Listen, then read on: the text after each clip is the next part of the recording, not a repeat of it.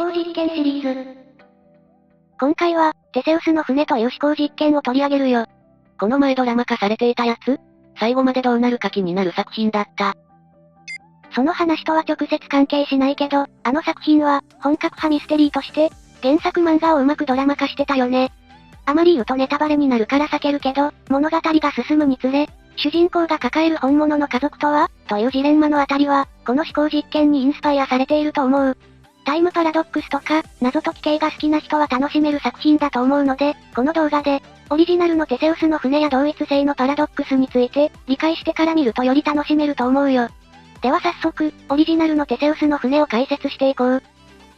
テセウスはギリシャ神話に登場する伝説の英雄だよ。クレタ島で人を食う怪物ミノタウロスの話を聞いたテセウスは、怪物退治に向かう。ミノタウロスは、脱出不可能と言われる迷宮ラビュリントスの奥深くにいる。テセウスはアリアドネにもらった糸を身につけて、なんとか、ミノタウロスと対峙することができた。アリアドネの糸の話は有名だね。このチャンネルも哲学好きのみんなのアリアドネの糸になりたいね。冗談はさておき、テセウスは、恐怖の怪物ミノタウロスに勇敢に挑み、ついに退治に成功する。テセウスは、数々の冒険をした後、ふるさとのアテネに戻り、慈悲深い王として、信頼を集めた。そんなテセウスの活躍を後世に伝えるために、テセウスの乗っていた船が保管されることになった。テセウスの船は木でできていたので、長い年月が経つうちに、色々な部品が傷んでいった。船大工たちは傷んだ部品を一つ一つ新しい部品に交換していった。そして長い年月が経ったある日、船大工たちは、このテセウスの船の部品が全て新しい部品に交換されていて、元々の部品が一つも残っていないことに気づいた。果たして、この全く新しい船をテセウスの船と呼んで良いのだろうか？さらに、信心深い船大工が保管していた古い船の部品を組み上げると、一隻の船が組み上がった。すべてが新しい部品でできたテセウスの船と、オリジナルの部品で組み上げられた船。果たしてどちらがテセウスの船なのだろうか？人々が長年テセウスの船として親しんできたのは新しい船だけど、素材として見れば古い部品で組み上げた船の方が本物のような気がするね。このテセウスの船の話は、一見正しいように見える二つの意見が両立してしまうように見えるため、テセウスのパラドックスと言われることもあるよ。テセウスの船は、哲学の中では、同一性をめぐるパラドックスとして理解される場合が多い。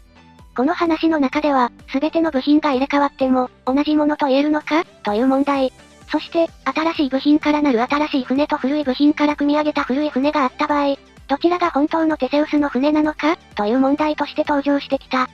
同様の問題を扱ったパラドックスに、ヘラクレイトスの、人は同じ川に二度入ることはできない、という話がある。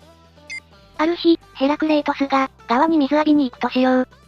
そして、翌日も同じ場所に、水浴びに行く。しかし、その川の水は、昨日ヘラクレイトスが入った水とは異なる水である。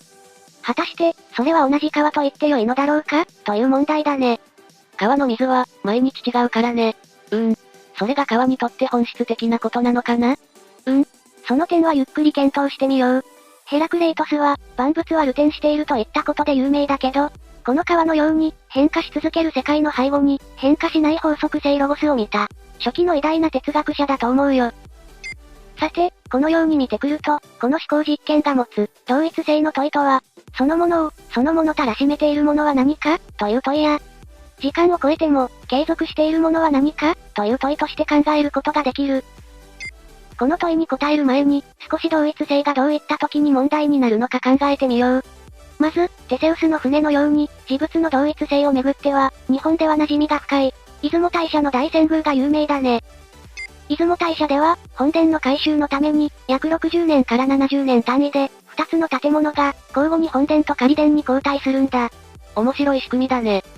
歴史的な神社仏閣では、現実的に改修の問題がつきまとうけど、出雲大社では、この大遷宮自体を宗教的な祭事として、信仰に取り入れつつ、元の本殿を時間をかけてゆっくりと建築様式や建材にこだわりながら修復できるうまい仕組みだよね。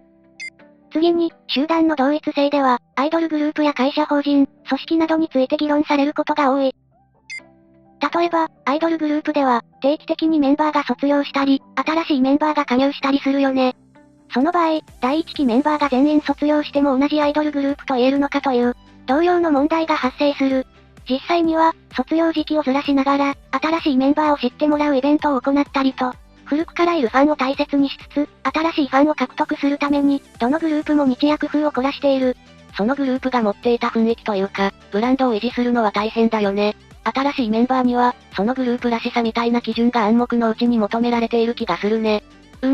少しずつ変化しつつも、その変化がファンに受け入れられるものかどうかは大事だよね。また、会社や組織は、役員社員は入れ替わっても、会社自体は続いていく。例えば、新入社員が最初に覚える電話応対では、いつもお世話になっております。という挨拶をどの会社に対しても言うよう教わるよね。この挨拶は、会社を一人の人格、法人として捉えたとき、その社員個人にとっては、初対面の相手でも、会社自体にとっては長年付き合いのある相手と考えるから出てくる言葉だよね。同様に、公害などの裁判では、会社が法人として訴えられる。裁判が長年にわたって、当時の役員や社員が一人もいなくなっていてもその賠償を行う責任は、会社に残る。そして、3番目に一人の人間の人格の同一性をめぐる議論がある。人間の場合、なりたい自分と現実の自分の一致、不一致をめぐるアイデンティティ、や、自己同一性をめぐる発達や心理学の上での議論もあるけど、今回は、その人が確かにその人であるという人格の同一性について話すね。その人が確かにその人であるという証拠として、第一に、身体の同一性が挙げられる。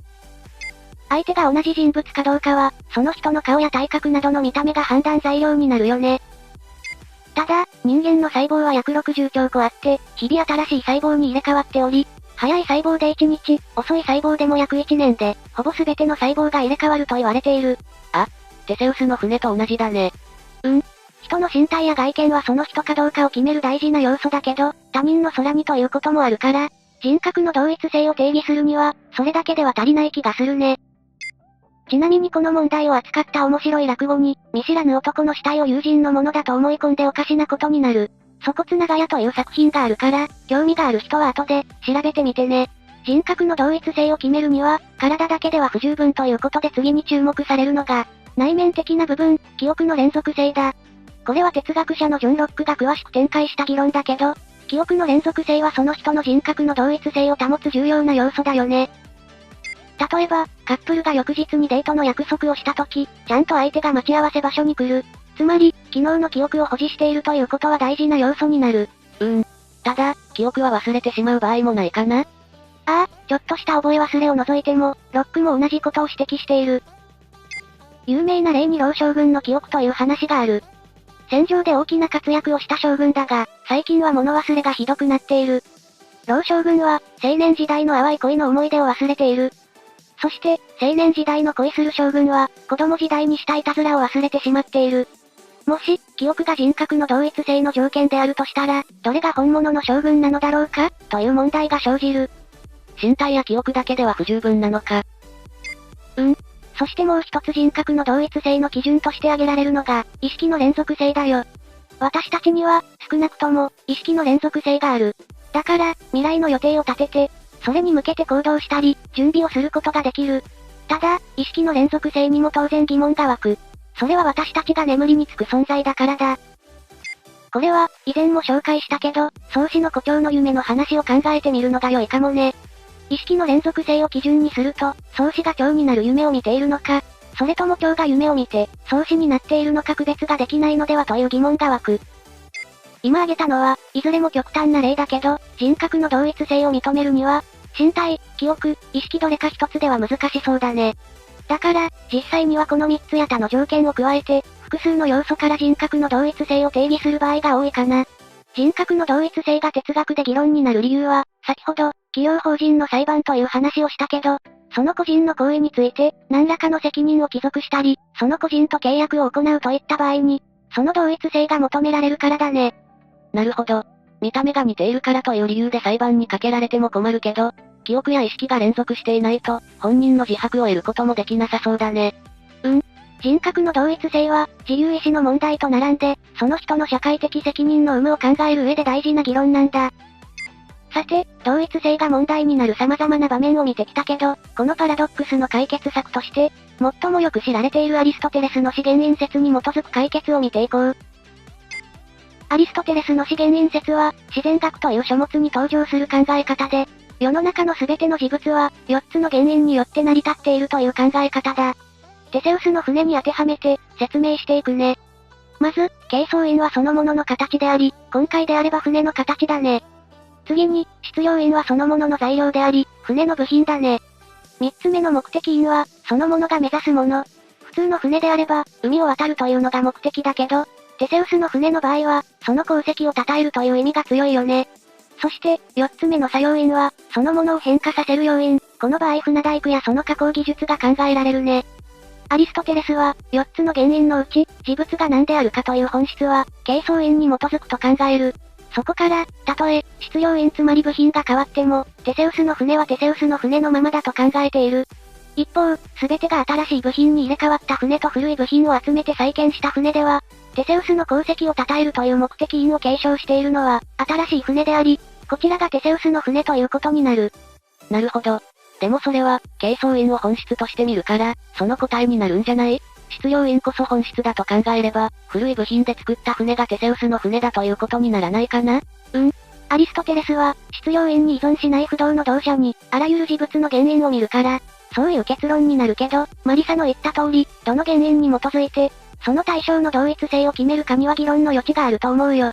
アイドルグループや会社にとっては、それを構成する質量因である、メンバーや社員も大切な要素だからね。そして、歴史的建造物の同一性においては、伝統的な専門技術を伝承している職人さんたち、作用因も大切だからね。アリストテレスの解決策は、一つの方法ではあるけど、こういう区分に従って、同一性の議論を整理してみることは、有意義なんじゃないかなと思っているよ。同一性については、哲学者ドナルド・デイビッドソンが考案したスワンプマン、沼男という、また違う角度から、この問題を取り扱った思考実験があるので、今後の動画で取り上げていきたいと思っているよ。楽しみにしているよ。今回も、動画を最後まで見てくれてありがとうございます。この動画へのご意見や、今後扱ってほしい話題なども、ぜひコメントお願いします。このチャンネルでは、今後も思考実験や、哲学や心理学、学習関連の動画を上げていく予定です。高評価チャンネル登録もぜひよろしくお願いします。それでは、皆さん、お元気で。またねー。